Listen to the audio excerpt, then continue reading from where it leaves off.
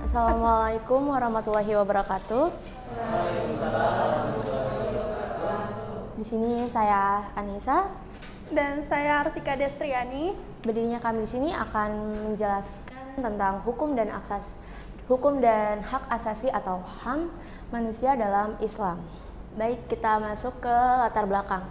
Ada dua hak dalam ajaran Islam. Yang pertama yaitu hak-hakul Allah dan hak-hakul Anas. Hak-hakul Allah yaitu hak kepada Allah Subhanahu wa taala dengan cara yaitu kita beribadah kepada Allah atau kepada Tuhan, dan hak-hakul Anas yaitu hak kepada manusia. Konsep Islam kewajiban harus lebih didahulukan daripada hak. Hak akan hilang apabila kewajiban tidak terpenuhi. Sebaliknya, jika kewajiban terpenuhi, hak akan muncul dengan sendirinya. Kemudian rumusan masalahnya, 1. Bagaimana hak asasi manusia dalam perspektif hukum Islam? Lalu kita masuk ke pembahasan. Di sini ada HAM itu masuk ke dalam beberapa bahasa ada 3 bahasa yang menjelaskan definisi tentang HAM. Yang pertama ada dari bahasa Prancis, yaitu droits de l'homme, artinya hak-hak manusia. Lalu yang kedua berasal dari bahasa Inggris, yaitu human rights, yaitu hak-hak manusia juga sama. Lalu yang ketiga dari bahasa Belanda, yaitu mensenrechten, artinya sama, tetap hak-hak manusia. Lalu selain dari terjemahan istilah, ada juga dari bahasa Inggris yaitu basic right atau tetap sama, artinya itu hak-hak manusia, dan yang kedua dari bahasa Belanda gerechten. Lalu ada definisi HAM menurut D.F. Shelton. Yang pertama yaitu mensenrechten, hak asasi manusia, dan yang kedua ada gerechten yaitu hak dasar.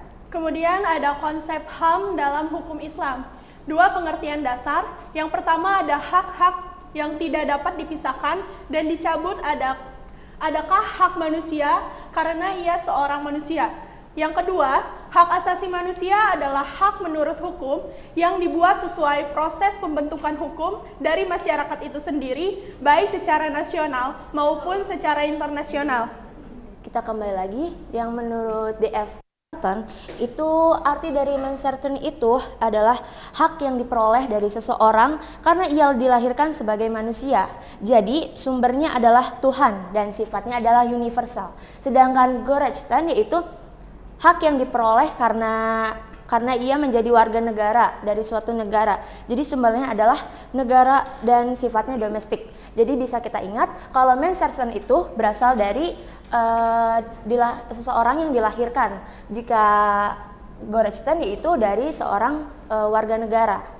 Jadi kalau mencertain itu sifatnya universal, sedangkan gerechten itu sifatnya domestik. Hubungan Islam terhadap HAM. Yang pertama ada hak hidup. Hak hidup adalah hak asasi yang paling utama bagi manusia. Lalu yang kedua ada hak bebas beragama, yaitu termasuk ke dalam kebebasan menganut agama. Jadi kita diperbolehkan menganut agama apapun dalam hak kebebasan beragama ini. Lalu yang ketiga ada hak atas keadilan. Hak atas keadilan ini adalah cita-cita Islam yang mutlak untuk menegakkan kehormatan manusia. Jadi di dalam Islam ini hak atas keadilan manusia ini sangat penting. Jadi Islam menegakkan kehormatan terhadap sesama manusia. Lalu yang keempat ada hak persamaan. Hak persamaan ini dalam Islam tidak hanya mengakui prinsip kesamaan derajat mutlak di antara manusia tanpa memandang warna kulit, ras, atau kebangsaan, melainkan menjadikan realitas yang penting. Jadi dalam Islam tidak ada perbedaan. Kita tidak boleh membeda-bedakan antara manusia. Semua itu sama dalam Islam. Kasih perlindungan Islam terhadap HAM, ada hak mendapatkan pendidikan. Hak mendapatkan pendidikan bukan hanya merupakan sebuah hak, tapi merupakan kewajiban bagi setiap manusia. Jadi setiap manusia itu wajib kita mendapatkan pendidikan yang sama. Jadi enggak semuanya kayak di setiap umat Islam harus mendapatkan pendidikan yang berbeda-beda. Karena kita semua manusia yang sama, tidak ada perbedaannya. Kemudian hak kebebasan berpendapat. Setiap orang mempunyai hak untuk berpendapat dan menyatakan pendapatnya dalam batasan-batasan yang ditentukan hukum dan norma-norma lainnya. Kemudian ada hak kepemilikan. Hak kepemilikan yang sah dan mengharamkan penggunaannya cara apapun untuk mendapatkan harta orang lain dan bukan haknya. Jadi haknya itu hak kepemilikan, kita harus menggunakan hak kepemilikan yang sah. Jadi jangan mengambil harta orang lain yang bukan hak kita. Kemudian hak mendapatkan pekerjaan. Islam tidak hanya menempatkan bekerja sebagai hak, tetapi juga sebagai kewajiban. Bekerja juga merupakan kehormatan yang perlu dijamin. Bisa tolong perkenalkan diri lalu berdiri dulu.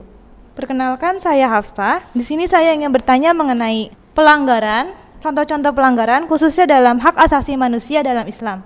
Dan gimana cara kita ngatasin pelanggaran itu? Sebelumnya izin memperkenalkan diri.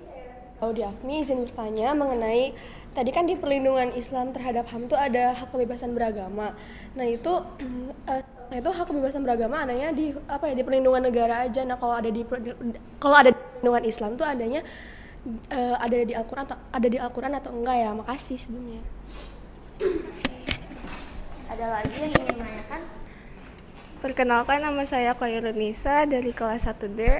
Manusia itu kan merupakan wajib untuk kita miliki ya setiap individunya. Sedangkan ya seperti yang kita tahu, HAM di sekitar kita tuh masih belum maksimal gitu. Orang-orang masih belum dapat, maksudnya belum kesebar secara merata gitu. Bagaimana sih menurut kalian cara memeratakan HAM itu agar semua orang tuh dapat HAM itu? Terima kasih. Satu contoh HAM dalam Islam dan cara mengatasinya. Bisa kita ambil salah satu contohnya yaitu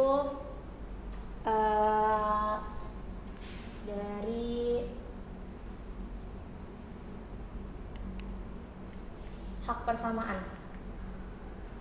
Di sini dalam Islam,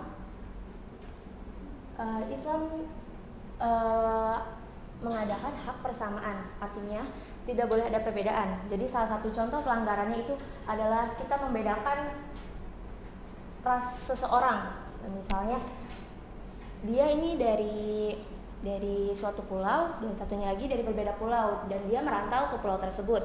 Lalu kita tuh seperti mengejek, orang ini dari ini, orangnya gini. Lalu cara penyelesaiannya itu kita tidak boleh membedakan. Kita harus sama-sama merangkul, sama-sama teman. Di sini contohnya teman-teman tidak terdapat dalam satu pulau yang sama kan. Ada yang dari Jawa Tengah dan Jawa Barat. Jadi kita tidak boleh membedakan suku-suku dari teman-teman. Jadi kita harus mempersatukan, yaitu hilangkan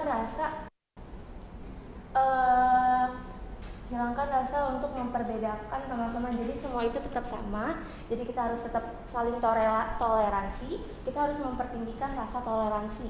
Jadi kita tidak boleh memperbedakan antar suku.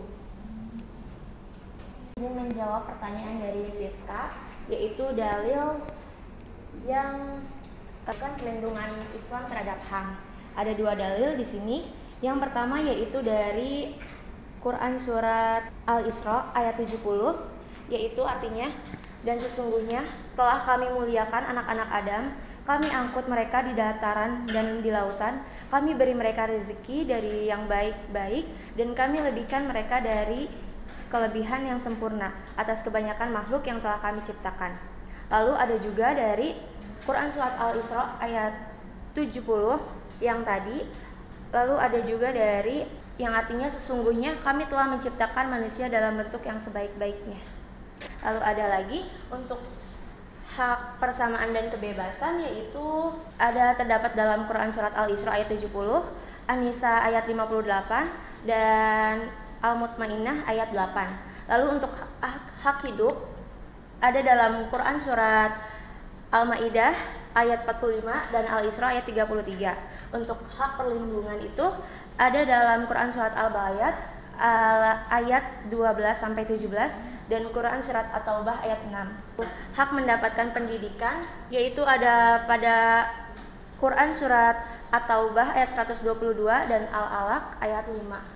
Lalu ada hak kebebasan itu ada pada Quran surat An-Nisa ayat 97, dan hak untuk memperoleh perlakuan yang sama ada pada Quran surat Al-Baqarah ayat 275 sampai 278 dan Ali Imran ayat 130. Lalu ada hak untuk kepemilikan yaitu pada surat Al-Baqarah ayat 29 dan An-Nisa ayat 29. Ada hak ketaatan yaitu pada Quran surat Al-Mutmahanah ayat 8. Saya akan menjawab pertanyaan dari Hairunisa. Sebenarnya untuk bagaimana cara untuk HAM itu bisa merata di Indonesia, kan pertanyaannya? Untuk HAM bisa secara merata sebenarnya itu dimulai dari diri masing-masing. Karena kita kan setiap orang beda-beda. Karena HAM itu kan dibilang hak asasi manusia.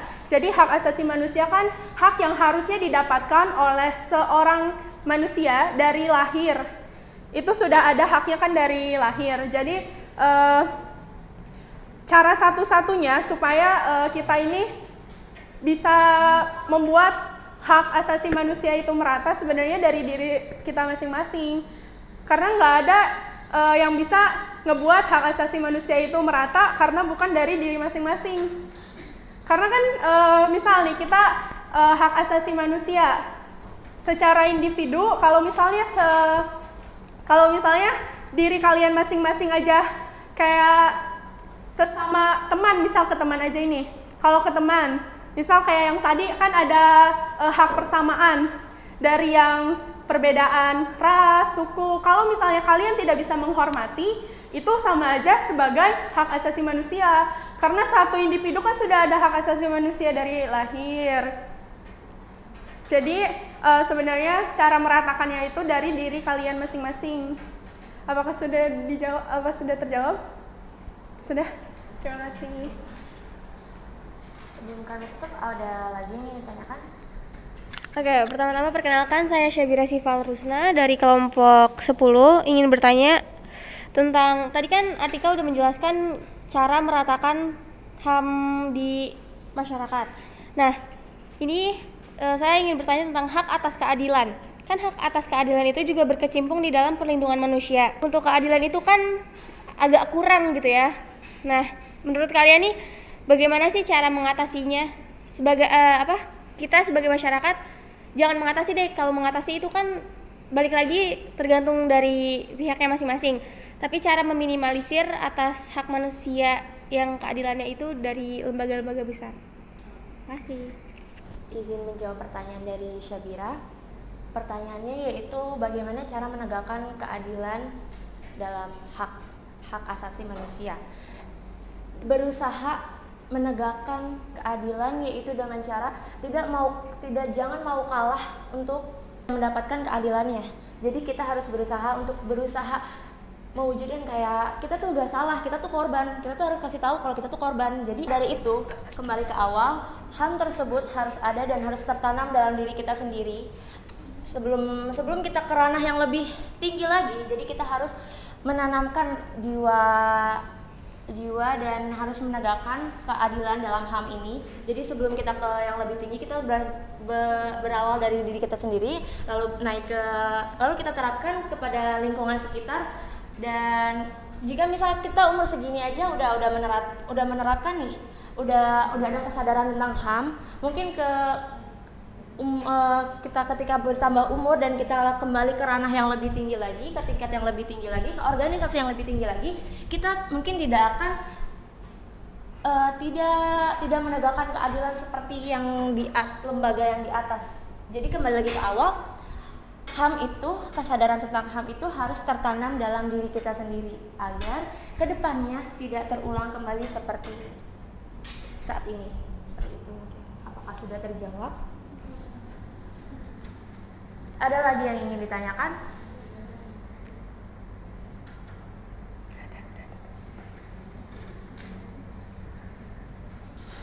Karena sudah tidak ada lagi yang ingin ditanyakan, mungkin kami cukup presentasi kami dengan ini. Terima kasih yang sudah mendengarkan dan memperhatikan. Dan untuk yang bertanya juga, Assalamualaikum warahmatullahi wabarakatuh. Terima kasih.